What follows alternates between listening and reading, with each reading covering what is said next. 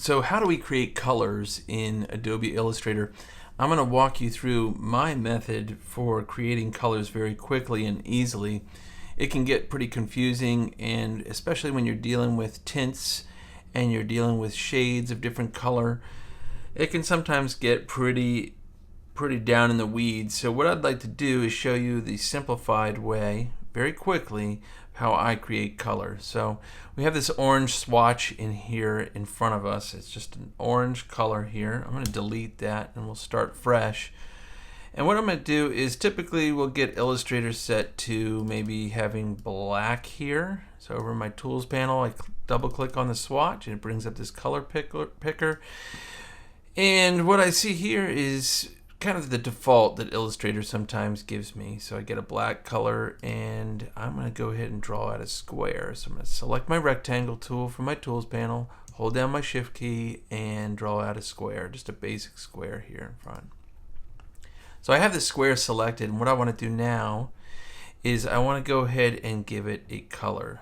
So the simplest way to do that, if you kind of know what color you want or where you want to be as far as that when you're working, you can come over here to your fill color again in your tools panel, double click on it, and then move your cursor around while you're holding down your mouse or your trackpad or whatever you're using. Maybe you're using a stylus on a tablet. And then you can select a color of your choice. So I'm just going to go ahead and maybe select this light blue here and hit OK. And now we have the fill color has now switched to that light blue, and the object, because it was selected, it went ahead and became the light blue color. So there we go. We got that color in place. Let's open that up again, the fill color and the color picker, and you can see that every color has a value applied to it. Now what does that mean? It's got a series of numbers that correspond to the different mixes of color in it. So for screen values over here in the color picker, we have HSB, that stands for hue, which is color, such as red, orange, blue, green. You get the point there. So hue refers to the color. The saturation refers to the amount of color. How saturated is that color? What's the intensity of that color? The brightness refers to really the value. How bright is it on the screen? So for example, if I were to switch this to 100, and then you can see up here this preview. Let's go back. I'm going to go back to 93. It was 93 or 94. Let's go with 94. Let's double click, open that color picker again. It was set to 93. So if I switch this value, make it 100 from 93, and then hit my tab key just to get me down to the next field and accept that change, you can see now that we have this preview at the top of what it will be like, and then when we hit OK, that color has become slightly brighter. Okay, very subtly. Let's double click on that. We'll leave it at where it is right now. Going down, we see RGB, that stands for red, green, blue. The pixels that we see on our monitors are made up of red, green, and blue. And we have different numbers there as well. So if we adjust these numbers, say we want to make it 202 from 205, we get this a little bit richer, a little more violet, I would say, blue there. So let's take that back. Let's make it 255. And there we go. So 255 is the highest amount. 255 when you're talking about color. That is, if these were all 255, that would be a pure white on the screen. If they were all 0, we would get all black. So you see that. So colors go between 0 and 255, 255 being white and 0 being black. I'm going to hit cancel on that, open it back up again by double clicking on that swatch. And then below that we have what are called hex values, this little symbol that you see. It's this little hashtag looking thing. This is called a hex value. It stands for hexadecimal, which means 6 different values. There's a combination here of 6 different values of letters and numbers. And when you combine these, you get a certain color mix. So these are usually used for video and for the web, especially for the web. If you give someone this color, they'll know exactly what to key into maybe their design for a website, and that will allow them to achieve this blue, to get this blue that we're looking at here by giving them this number. CMYK stands for cyan, which is a blue, magenta, kind of a pink color, yellow, that's self-explanatory, and then key color. A lot of people think this stands for black, but it stands for key, and oftentimes the key color in 4-color printing, 4-color being cyan, magenta, yellow, and black, it is made up of black. So the key color is black. So we can see that. We can also just select web colors. This is kind of old technology. I'm not sure why they still put that in there. We can now mix different values and get a lot wider array of different colors to work with. So that's the color picker. That was just creating that blue swatch. I'm going to show you a little bit more as we go forward. You can see there's also color swatches that you can select from. These are the ones that we have in our swatches panel. I'll show you that in the next part. So let's hit cancel and we'll go on. We're working with color and specifically setting up color swatches and then a basic palette. I'm going to show you some of the things, the methods that I use to quickly create color palettes. Sometimes it can be kind of confusing, or it can be a laborious process of selecting the right colors for a project. I'll show you some methods that I use here. So we're looking at this blue color swatch that we've created by double-clicking on the fill icon over here in our tools panel on the left hand side of our screen. So if I double click on that, same goes for the stroke. If I double click on the stroke, we can change the colors of both the fill and the stroke using the color picker. So here I have this light blue selected. I can show you again real quick. We can go through any of these colors. I can select one and then hit OK. And because I have this square, in this case, selected, whatever I have selected on the screen will automatically become that color. So in this case, I have the square selected, and we went ahead and made this swatch. Now I want to draw your attention over to the swatches panel.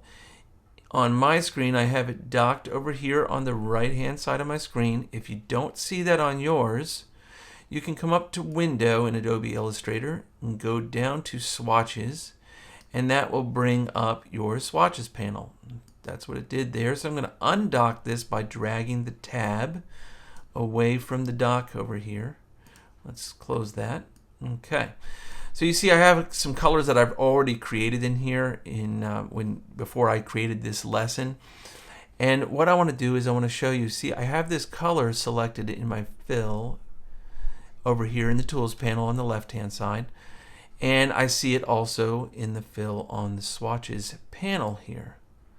So what I can do now is I can drag this color into the swatches panel. It's not yet in there, and when I do this I get a little plus symbol. You can see a little green plus symbol with my cursor, and the window becomes a blue color here in this case. So I'm going to go ahead and let go as soon as I see that, and now we have this violet swatch color in my swatches panel. So let's deselect everything on our screen. We'll take a look at this swatches panel a little bit closer. I have this color selected. You can see this white box around, this kind of white line. That just lets me know which swatch I have selected. When you see it around the white, it gives you a little black line. But that lets me know which swatches I have selected, or which swatch I have selected. Sometimes I can select 2 or more by holding down my Shift key. I can get a series of swatches. If I hold down my Command key, click on a swatch, I can select ones that aren't contiguous. So I have 3 here that are selected. Let's go back, And let's take a look at this violet color now. So I've clicked on this violet color that I dragged into this swatches panel. I'm going to double click on it and I'll open up swatch options. So in here we have different things to look at here in swatch options. We have the color type. We can have a process color or a spot color. A spot color refers to a pre-mixed ink color. So we're going to work with process just for the purpose of this video. Our process color mode is set to CMYK. That's cyan, magenta, yellow, and black. That is actually used more for printing. So if we're printing something, we're going to press with something. We're going to print something. We use cyan, magenta, yellow, and black for that. If we're working on screen, we can switch that color mode to RGB, HSB, Lab, WebSafe, and so on. We even get grayscale if we want to just work with grayscale.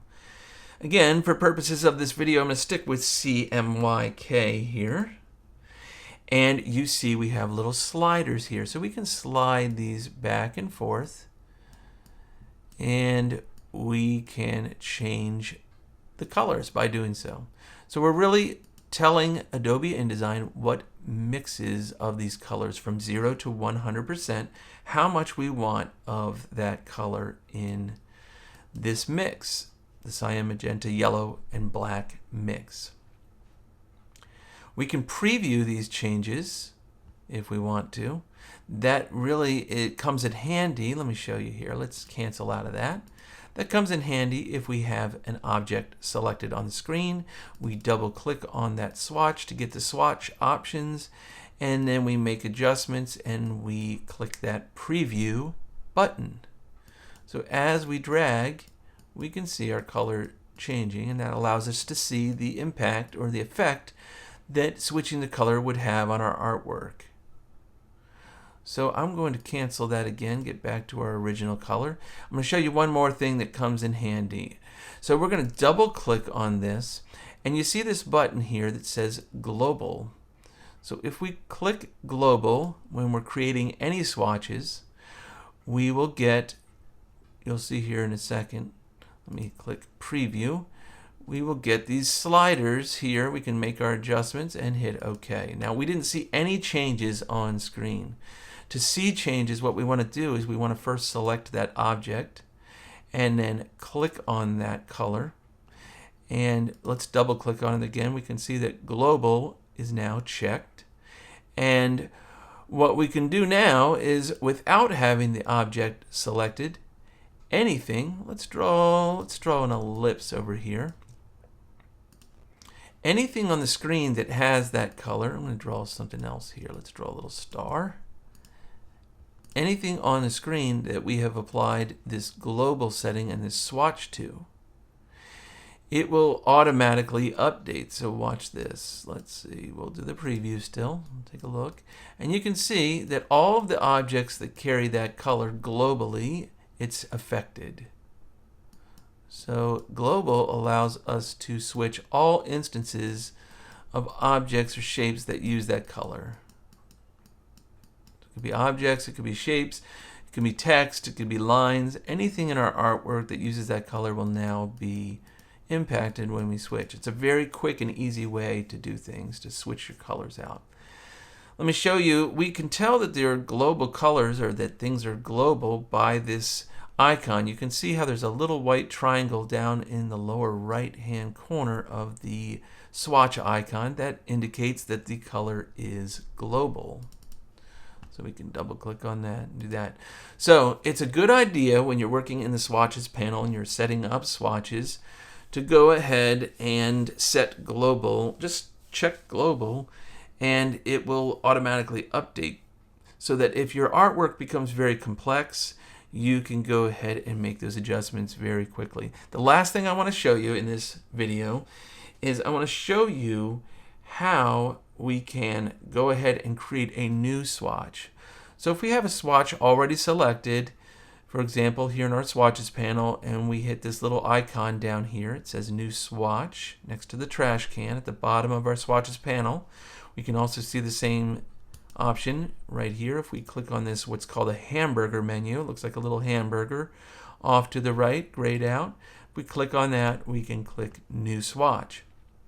And what it's doing is it's bringing up the last swatch that we created. So when we make little adjustments, it's going to go ahead and rename the swatch up here and put in the values that we are designating. You can see those values switching as we switch them down here too. We can check global, as we just talked about. We can even say we want to rename this swatch. We don't like that. We just want to use maybe a formal name. So let's call it Sage Green. So that doesn't change anything down in the CMYK sliders. It just gives that swatch a name. So we hit OK. And then if we hover over top of that, we can see it's called Sage Green. Or we can get the CMYK values for the colors by hovering over them. So you see that right there. So we can name our colors, actual names that we can recognize. So that's the swatches panel that's setting up global colors, showing you how you can rename those colors, the different color modes, and we will move on. So moving right along here, we have created a few swatches in our swatches panel. We did that by first using the color picker over here very quickly in the tools panel where the fill color was designated.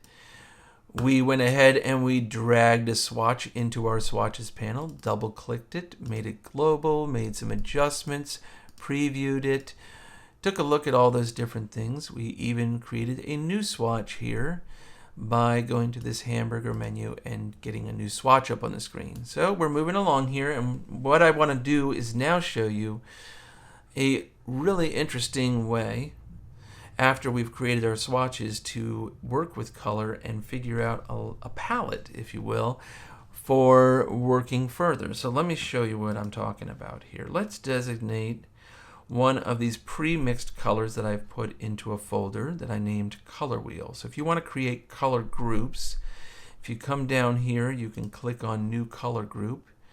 You can name that color group. You can create full palettes from the selected artwork. So if you have a number of colors that are selected on your screen, you can go ahead and create a color group of those colors. You can also just do selected swatches, and we can name that. We can just call it Earth Tones and hit OK. And then you can see down here we have Earth Tones folder set up. Now I don't have a color put into that right now, but we can move colors around. Let's just say we want to pull this color into this group. We just place that over top, and now we have this color and this color in the Earth Tones group. So we can organize our colors that way. So moving along, let me go ahead. I'm going to delete that group entirely. You can delete it by clicking on it and just clicking the trash can, and then you accept that, and it's deleted it. I can also do this one.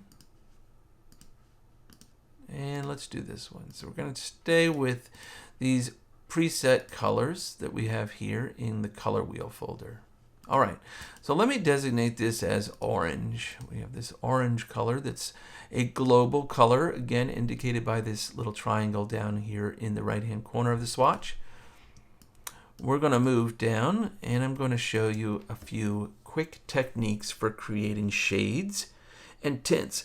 So if you're familiar with color, a shade is adding black. It's darkening up a color, a hue that we have that we're working with. In this case, we're working with orange. If we want to lighten up a color, we would add white to that. So we can see that we got several different things here. We have the white swatch already created at the bottom, and we have a black swatch. So what you'll do, what I've done and gone ahead already and done, is I've created a rectangle at the top that is filled with my orange color, and then a rectangle at the bottom that is filled with this black color. I've also done the same. I have an orange rectangle at the top for the tint and a white rectangle below. Okay, so setting this up, I'll show you a very quick and easy way to create 10 swatches. So we're going to go from orange to black, and we'll have all of the different values in between. So let's click on the first one, and let's click on the second one. So we have the orange selected, then we shift clicked, and we selected the black as well. So we'd have them both selected. We come up to Object. We go down to Blend. So Object, Blend, and go into Blend Options.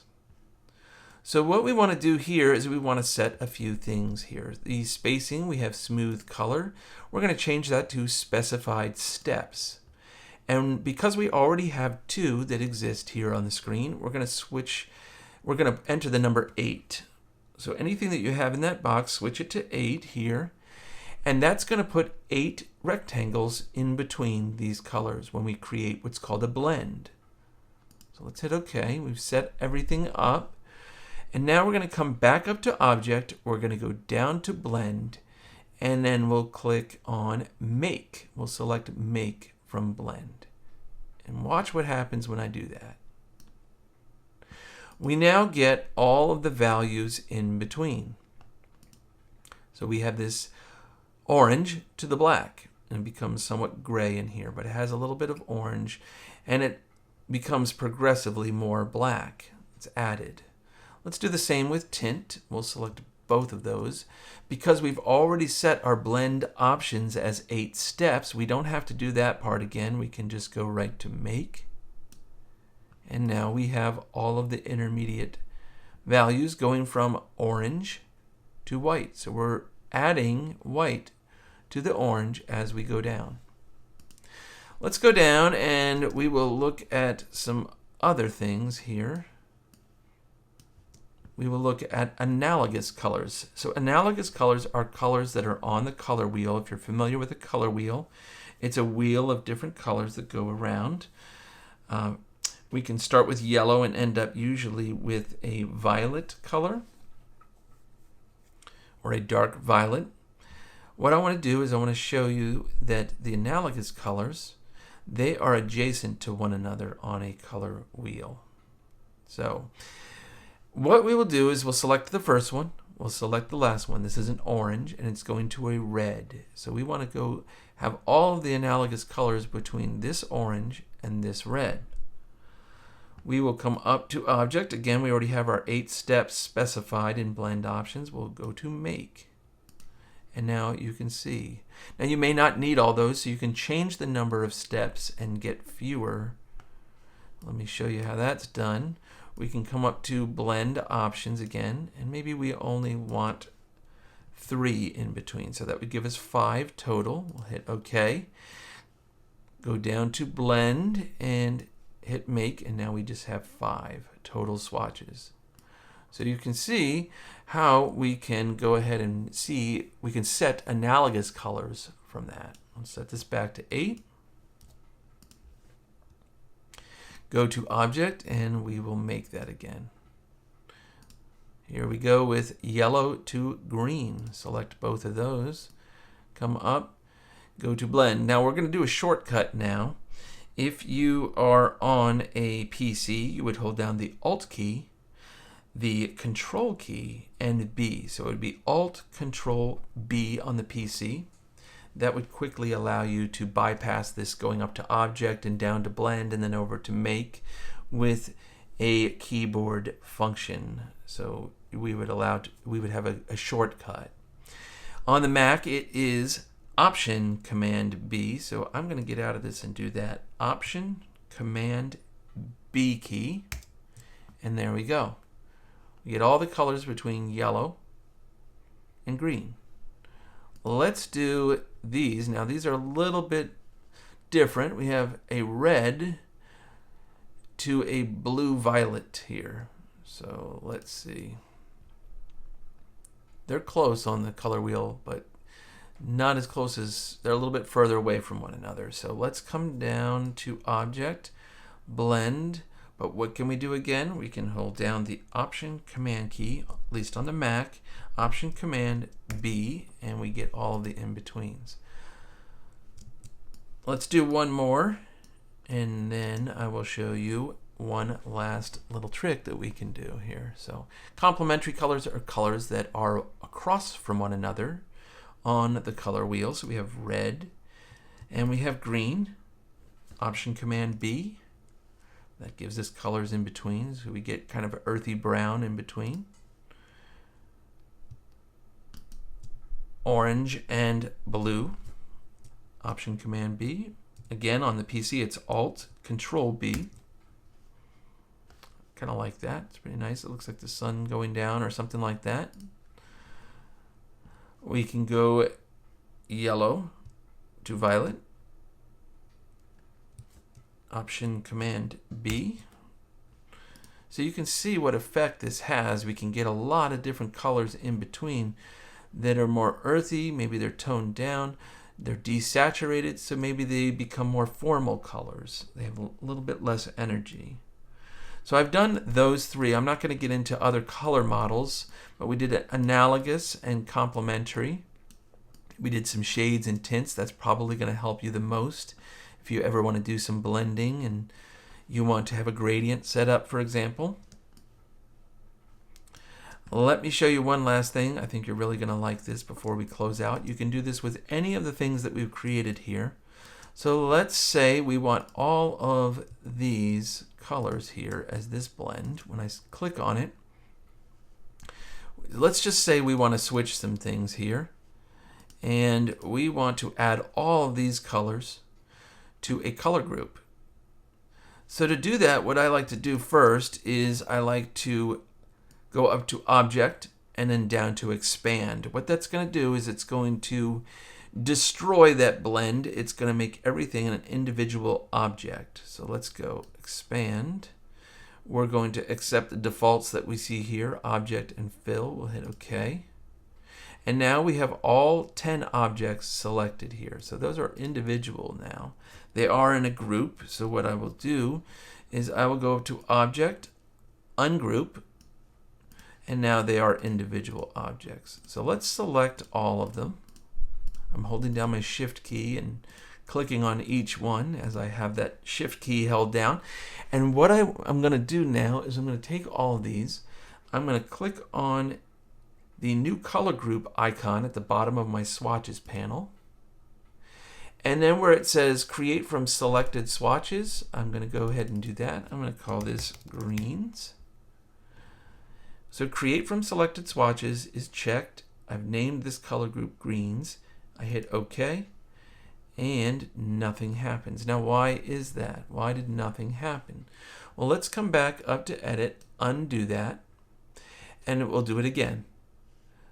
So this where it says Include swatches for tints, convert process to global. Let's try it this way instead. Let's hit OK. We're going to convert any colors that are created. We're going to name this Greens. And then I'm going to make sure selected artwork, that's this stuff that we've selected here, all the objects, convert process to global. It should make all of our swatches global automatically, so we don't have to go back into them individually and change them. Hit OK. And now we have a full color group over here called Greens. Each one of these colors is now a global color. So you've just cut out a lot of work trying to create individual in-between colors. So there we go. So that, I'm hoping, is helpful to you. In the last or the next exercise, what I'm going to do is I'm going to show you how to create a gradient from two different colors.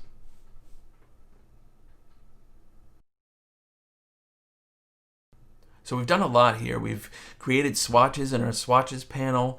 We went ahead and created shades and tints. Did some analogous colors here to create a palette.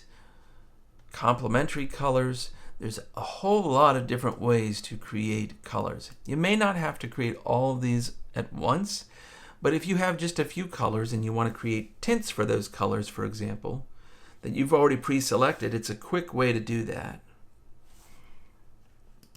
So what I'm going to do in this video is I'm going to show you how we can create a gradient. So a gradient, if you're not familiar, a gradient is a way of creating a blend from one color into another color. You may have seen this before. It's pretty popular. I'm going to go ahead and change this just so we have that. Let's go with gradients here. Didn't have to do that, but we're going to go ahead and take this orange block. We're going to move it over just for now. And let me show you what I mean by a gradient. So I'm going to move this one over. I'm holding down my Option and Shift key so I can clone it, that object. And I'm going to make this a violet color. So I have this first object selected, the second object also selected by Shift clicking. I'm going to come up to Blend Options, and I'm going to set this up to, let's do like 25 or something like that on the specified steps. Okay. I will hit OK, and then I'm going to go down to Blend and Make, and you can see I have a gradient set up. Now these are individual little blocks like we've done in previous exercises where we created a blend in between different colors. Same thing, we just have more steps here. We don't want to do that. We do want to replicate that kind of effect, and there's a very easy way to do it. Let's make this a little bit smaller, and they've got a little hidden object in there. We're going to replicate something that looks very similar, but we're just going to have one object. So let me drag out here from my Tools panel a rectangle. Doesn't have to be precise, but we're going to make something that looks pretty similar. Okay, so right now we have a white fill. Remember, we can go ahead and fill that by selecting any of our swatches. Let's go with the orange. We'll start with that orange. And now I'm going to go to my gradient panel. So if you come under Window and you go down to Gradient, that's going to pull up this panel here. I'm going to undock that from my dock over here from my tools. And now we can take a look. So right now there's nothing set here for the gradient value. So what we'll do is we will come up to our direct selection tool. I'm just going to do that, or selection tool. And I'm going to take this little chip that you can see. It says fill in the gradient panel. I'm holding down my mouse and I'm going to drag it down into this little bar here. This is called a gradient ramp. So we are going to just let go wherever we want. And what it does is it automatically creates a gradient. Now we had a black and white gradient in here.